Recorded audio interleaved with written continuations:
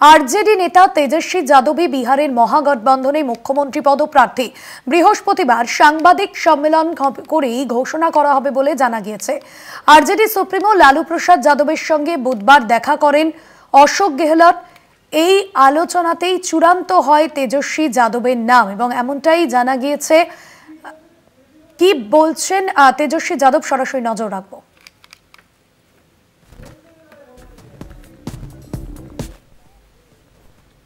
में है एक इंजन भ्रष्ट अपराध में ऐसी 20 साल पुरानी निकम्मी सरकार को हम लोग उखाड़ करके फेंकेंगे। ठीक कहा अशोक गहलोत जी ने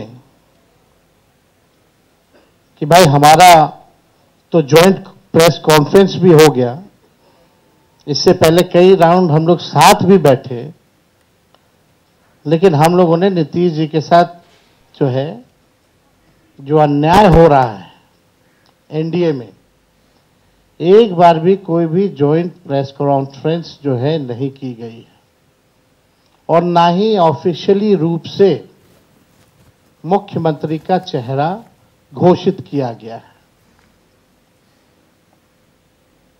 तो हम लोग तो शुरू दिन से ही कह रहे थे कि भाजपा के लोग नीतीश जी को दोबारा मुख्यमंत्री नहीं बनाएंगे और इस पे और किसी ने मुहर नहीं लगाया है, बल्कि अमित शाह जी ने एक बार नहीं कई बार इस बात को बोला है कि विधायक दल की जो संख्या होगी वो तय करेगा।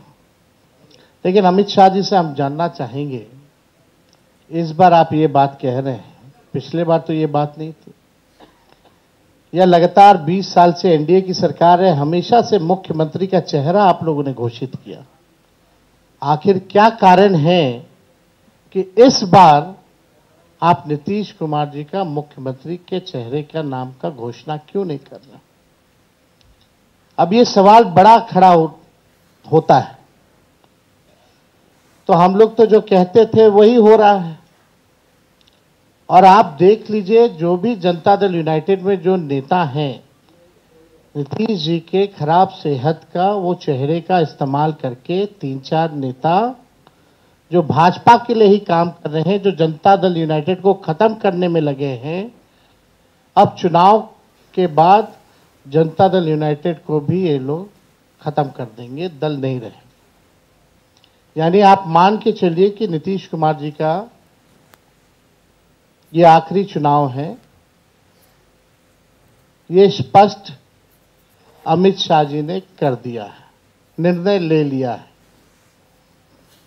देखिए, एक कसक बिहारी होने के नाते शुरू से रही है कि हमारा राज्य जो है अव्वल राज्यों में आए, लेकिन 20 साल राज करने के बाद भी राज्य में 11 साल केंद्र में मोदी जी प्रधानमंत्री रहते हुए भी सबसे अगर कोई गरीब राज्य है तो बिहार है, सबसे ज्यादा अगर बेरोजगारी है तो बिहार है, सबसे ज्यादा अगर पलायन होता है तो बिहार में महंगाई है, कारखाने नहीं है, यहां उद्योग नहीं है, धंधे नहीं है, पढ़ाई दवाई कमाई सिंचाई की व्यवस्था नहीं है, फूड प्रोसेसिंग यूनिट्स नहीं है, आईटी हब नहीं है, एसईजेड नहीं है, आईटी पार्क की व्यवस्था नहीं है, एग्रो बेस्ड इंडस्ट्री नहीं है बिहार में।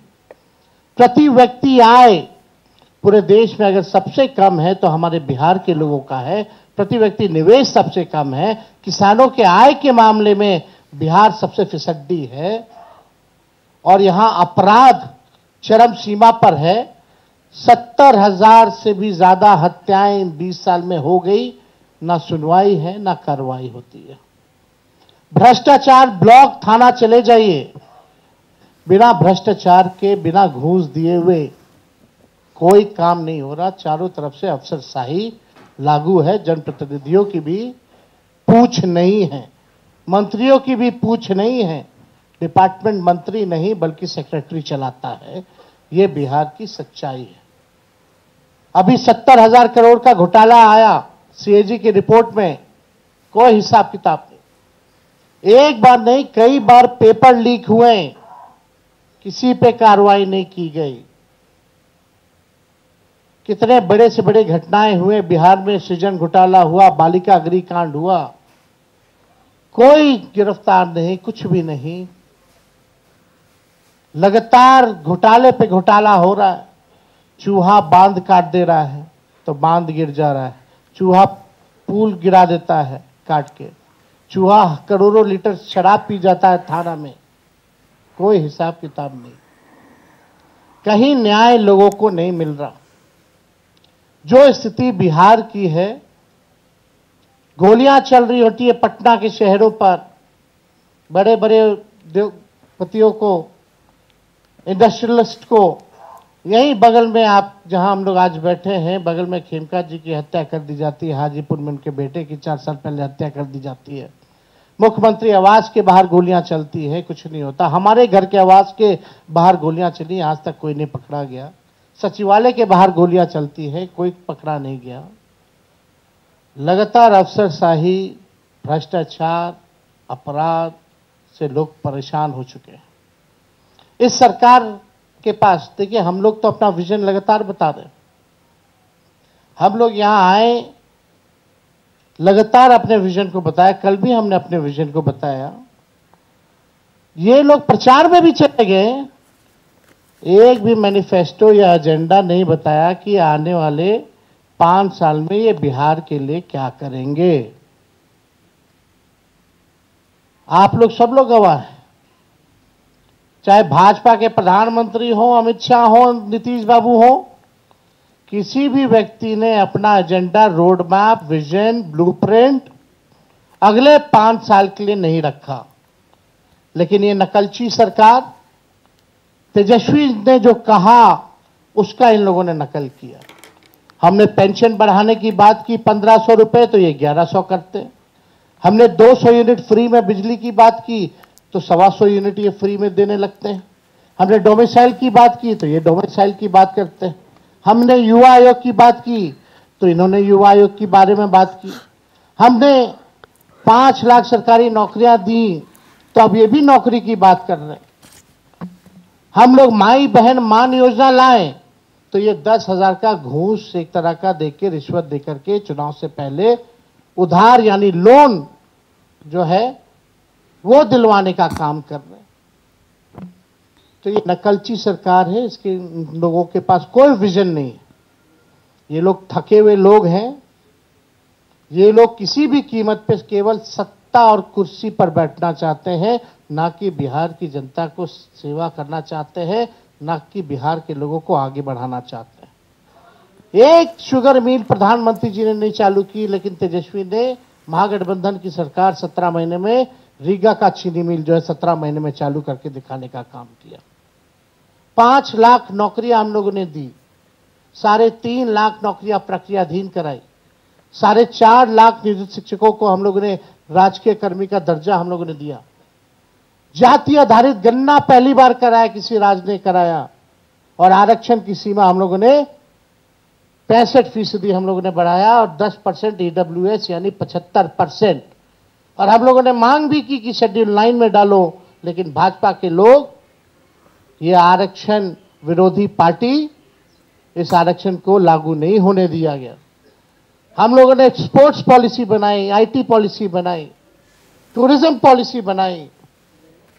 हम लोगों ने 700 डॉक्टरों को बर्खास्त किया जो बेईमान थे, जो जाते नहीं थे।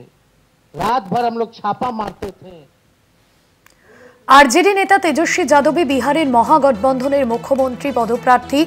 এতদিন ধরে কংগ্রেসের যে অবস্থান ছিল যে ইন্ডিয়া জোট যদি নির্বাচিত হয় এবং সেক্ষেত্রে পরবর্তীতে ভোটের পর ঠিক হবে মুখ্যমন্ত্রী কে হবেন। তবে আরজেডির তরফে যেমনটা জানানো হচ্ছে যে তেজস্বী যাদবই তিনি মুখ্যমন্ত্রী পদপ্রার্থী হতে চলেছেন। বৃহস্পতিবার সাংবাদিক সম্মেলন করে ঘোষণা করা হবে বলে জানা গিয়েছে। আরজেডি সুপ্রিমো লালু প্রসাদ যাদবের সঙ্গে বুধবার দেখা করেন অশোক গেহলট এবং এই আলোচনাতেই চূড়ান্ত হয় তেজস্বী যাদবের নাম। আমাদের পলিটিক্যাল এডিটর আশিস চট্টোপাধ্যায় রয়েছেন ফোন লাইনে। আশিসদা, সেক্ষেত্রে বিরোধী জোটের মধ্যে ক্ষত মেরামত করতে কি লালু প্রসাদ যাদবের পুত্র তেজস্বী যাদবের নাম ঘোষণা করা হলো? দেখো, এটা নিয়ে বেশ টানাপোড়েন চলছিল। বেশ কিছুদিন ধরেই লালু প্রসাদ যাদবের দল, যা বর্তমানে তেজস্বী যাদবের নেতৃত্বাধীন, সেই দল চাইছিল তেজস্বীকেই মুখ্যমন্ত্রী পদপ্রার্থী হিসেবে ঘোষণা করে দেওয়া হোক, কিন্তু কংগ্রেসের একটা অংশের মধ্যে কিছুটা দ্বিধা, কিছুটা বিরোধিতা থাকার ফলে সেটা নিয়ে দেরি হচ্ছিল এবং এই দেরিকে কেন্দ্র করে জোটের মধ্যে কিছুটা দ্বন্দ্ব, কিছুটা উত্তাপ ছড়াচ্ছিল এবং সেটা শেষ পর্যন্ত কোন দিকে যায় সেদিকে তীক্ষ্ণ নজর রাখছিলেন পর্যবেক্ষকরা। অবশেষে দেখা গেল যাদের দ্বিধা দ্বন্দ্ব ছিল তাদের কথাকে তেমন একটা আমল না দিয়ে সর্বভারতীয় নেতৃত্ব কংগ্রেসের তাদের প্রতিনিধি হিসেবে অশোক গেহলট তিনি ঘোষণা করে দিলেন যে এই মুখ্যমন্ত্রী পদপ্রার্থী হবেন তেজস্বী যাদবই। তেজস্বী যাদবকে মুখ্যমন্ত্রী পদপ্রার্থী হিসেবে ঘোষণা করার কিছু ভালো দিক রয়েছে, কিছু মন্দ দিক রয়েছে বলে মনে করা হয়। এক নম্বর ভালো দিক হচ্ছে যে নেতৃত্ব নিয়ে কোনো আর সন্দেহ রইল না, অর্থাৎ মহাগঠবন্ধন যদি জিতে আসে তাহলে মুখ্যমন্ত্রী কে হবেন তাই নিয়ে দর কষাকষির সুযোগ আর থাকলো না। সুতরাং খানিকটা ঐক্যবদ্ধ চেহারা নিয়ে বিরোধী জোট ভোটে যাচ্ছে, এইরকম একটা বাতাবরণ তৈরি হলো। তেজস্বী যাদব কিন্তু তার কথাবার্তা ধরনে ঠিক তার বাবা লালু প্রসাদের মতো নয়। তিনি ধীরে ধীরে ভালো করে কথা বলেন। লালু প্রসাদ যাদবের কথায় যেমন প্রতি কথার মাঝেই নানা রকম সরস মন্তব্য এবং মানুষকে হাসিয়ে দেওয়ার মতো নানা ধরনের উপাদান থাকতো, তেজস্বী ঠিক সেরকম নন। তিনি একজন সিরিয়াস নেতা হিসেবে কথাবার্তা বলেন। সেই দিক থেকে তেজস্বী যাদবকে সামনে রাখলে একজন সিরিয়াস নেতাকে সামনে রেখে এগোনো যাবে, এইরকম মত রয়েছে। উল্টো দিকে আরেকটি মত রয়েছে যে তেজস্বী মুখ্যমন্ত্রী হলেই বিহার জুড়ে যাদবদের দাপাদাপি শুরু হয়ে যাবে এবং যাদবরা যা বলবে বাকি সবাইকে সেটা মেনে চলতে হবে, যেটাকে জঙ্গল রাজ বলে অভিহিত করে বিজেপি নেতারা। সেই জঙ্গল রাজ চালু হয়ে যাবে, এইরকম একটা আশঙ্কা অল্প হলেও কিছু মানুষের মনে দানা বাঁধতে পারে। সেই জন্য ভোটের আগেই তেজস্বী যাদবকে মুখ্যমন্ত্রী পদপ্রার্থী করার ব্যাপারে অনেকের আপত্তি ছিল, কিন্তু শেষ পর্যন্ত টেক্কার তাসটি ফেলেন দীপঙ্কর ভট্টাচার্য এবং বাম দলগুলির নেতারা।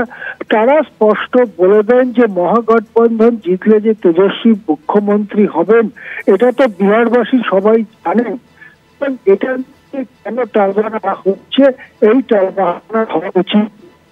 বাম দলগুলি এই টেক্কার তাসটি ফেলার পরে তেজস্বীর সামনে থেকে সমস্ত বাধা সরে যায় এবং সেই জন্য আজকে কংগ্রেস নেতা স্পষ্ট ঘোষণা করে দেন মুখ্যমন্ত্রী পদপ্রার্থী হবেন তেজস্বী যাদব। কিন্তু উল্টো দিকে এনডিএর মুখ্যমন্ত্রী পদপ্রার্থী কে তা নিয়ে কিন্তু ধোঁয়াশা অব্যাহত।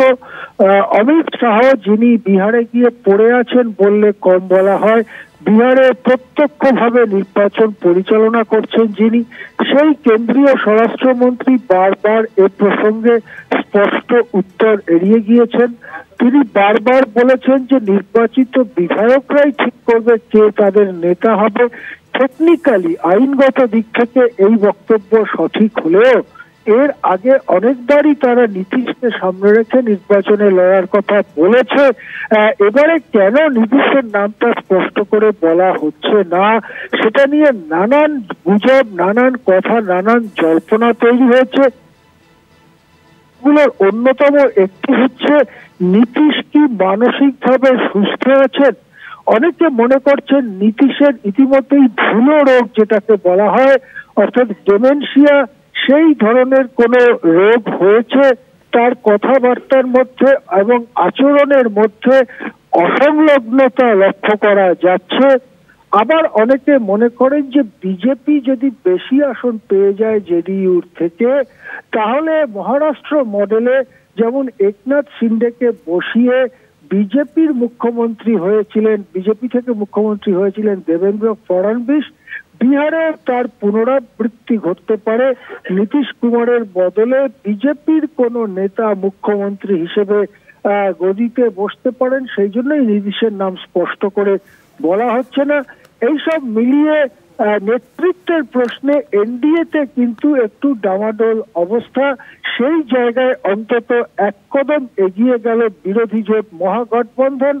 এখন তেজস্বী যাদবের নেতৃত্বে এই মহাগঠবন্ধন নির্বাচনে কেমন ফলাফল করে সেটাই দেখার।